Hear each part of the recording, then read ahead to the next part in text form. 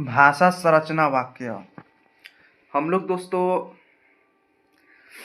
आज के इस वीडियो के अंदर बात करने वाले हैं भाषा संरचना वाक्य के बारे में। हम लोग इसके बारे में आप लोगों को दोस्तों जो भी महत्वपूर्ण जानकारी वाला बात है उन सभी बातों को बताने वाले हैं, जिसके बारे में जानना आप लोगों के लिए भी काफ़ी ज़्यादा महत्वपूर्ण होने वाला है दोस्तों। तो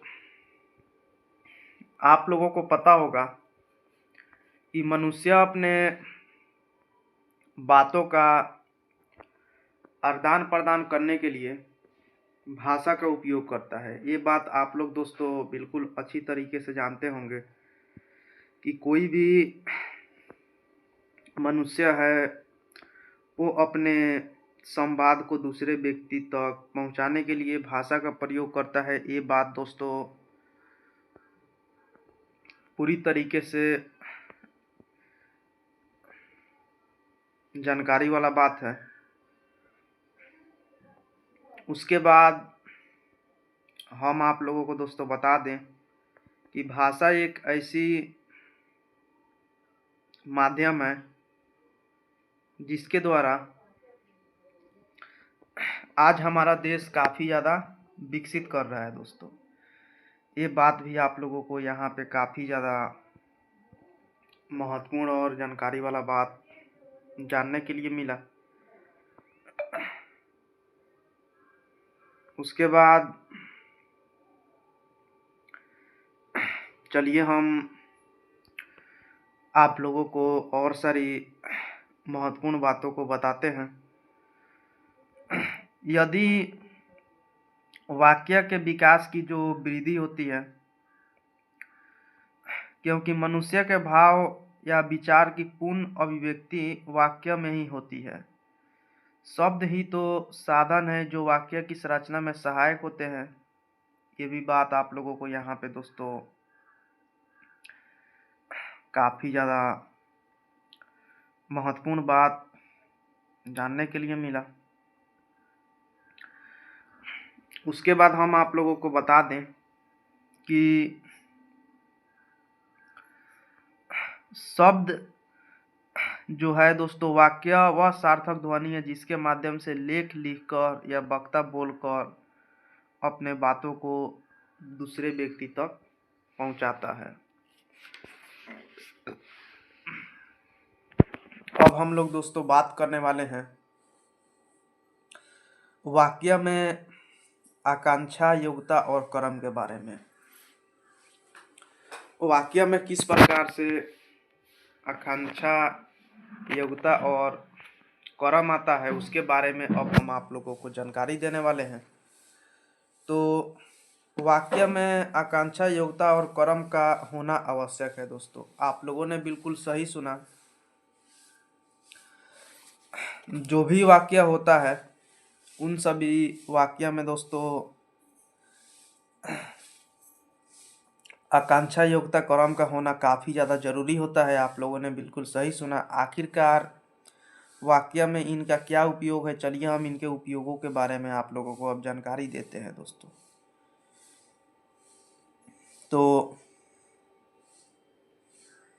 तो हम आप लोगों को बता दें कि वाक्य में आकांक्षा, योग्यता और कर्म का होना आवश्यक है। आकांक्षा से पद विशेष की पूर्ति होती है। जो आकांक्षा होता है दोस्तों, आकांक्षा से पद विशेष की पूर्ति होती है। आप लोगों ने बिल्कुल सही सुना। इसके अलावा और सारा भी महत्वपूर्ण बात हम आप लोगों को दोस्तों इसके बारे में बताएंगे, जिसके बारे में अभी आप लोगों के लिए जानना काफ़ी ज़्यादा महत्वपूर्ण होगा दोस्तों। तो चलिए हम आप लोगों को और सारी बातों को बताते हैं। तो हम आप लोगों को दोस्तों बता दें कि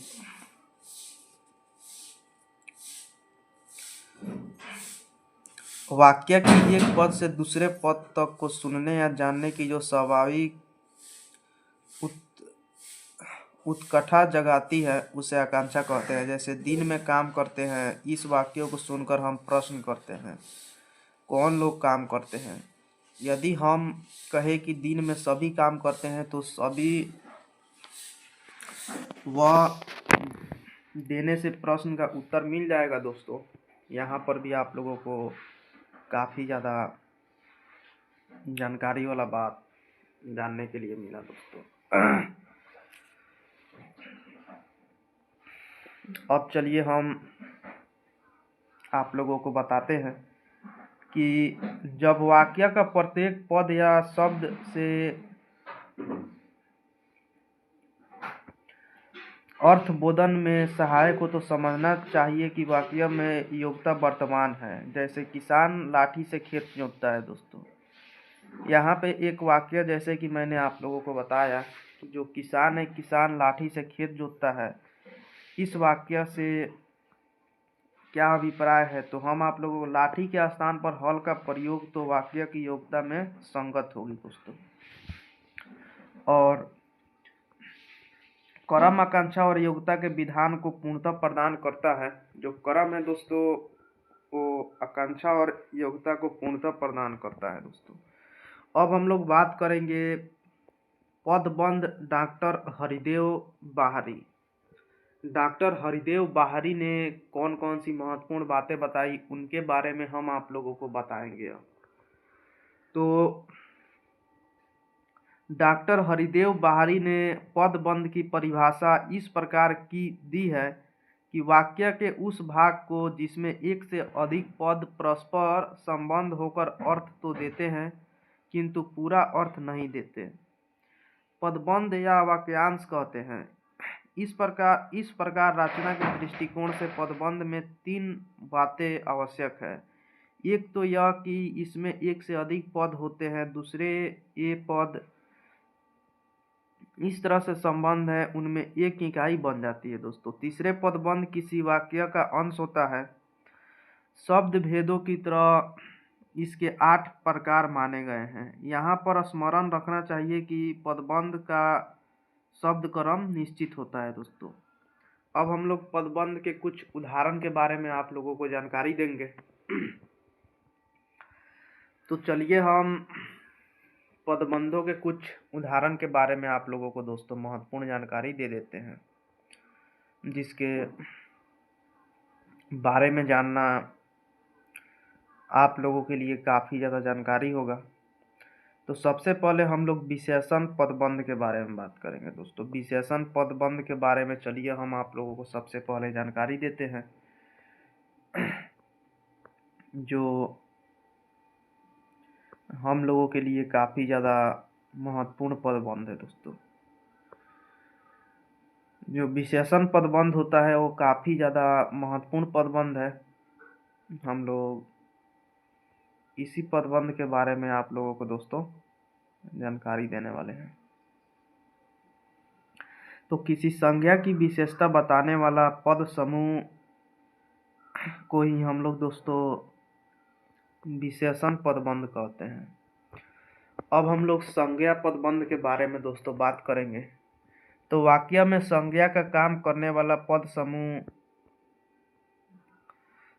को हम लोग संज्ञा पदबंध कहते हैं दोस्तों। सर्वनाम पदबंध, सर्वनाम का काम करने वाले पद समूह को हम लोग सर्वनाम पदबंध कहते हैं। ये सब पदबंधों के बारे में दोस्तों काफ़ी ज़्यादा महत्वपूर्ण और जानकारी वाला बात है। उसके बाद क्रिया पदबंध के बारे में चलिए अब हम आप लोगों को जानकारी देते हैं।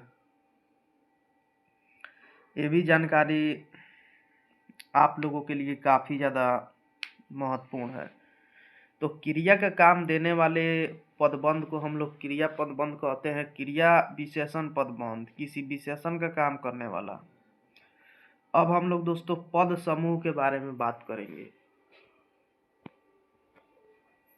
पद समूह के बारे में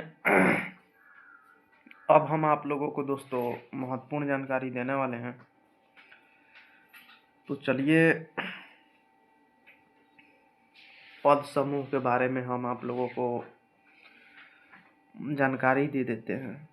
इसके बारे में भी जानना दोस्तों काफ़ी ज़्यादा महत्वपूर्ण होने वाला है और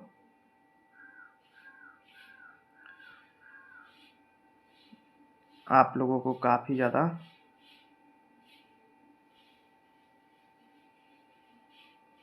पसंद भी आने वाला है दोस्तों।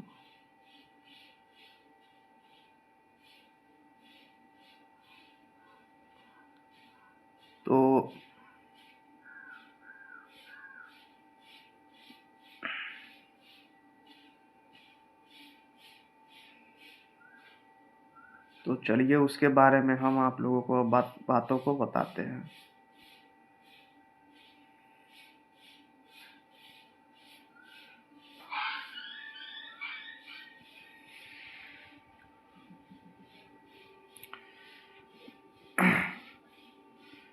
तो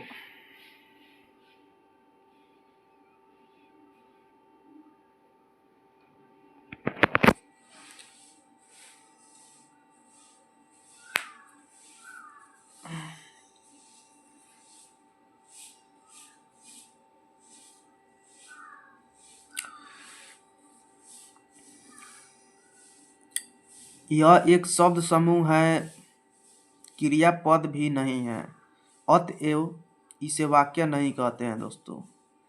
मतलब बहुत सारे ऐसे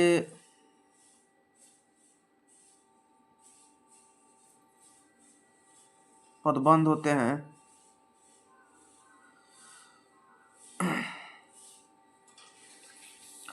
जो एक पद समूह होते हैं लेकिन क्रिया नहीं होते हैं। ये बात भी दोस्तों काफ़ी ज़्यादा महत्वपूर्ण बात है जिसके बारे में मैंने